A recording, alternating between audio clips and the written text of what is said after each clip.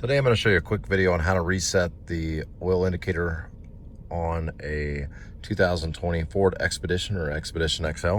The first thing you're going to do is either turn the vehicle to the on position.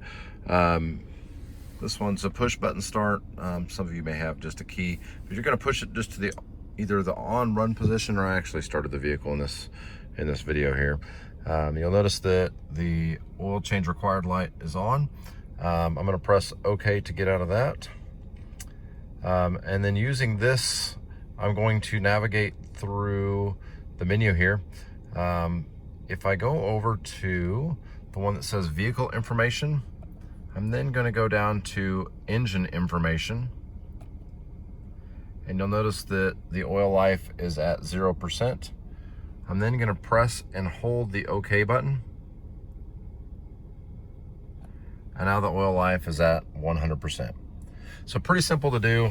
Just took me a little while to find exactly what space in the menu.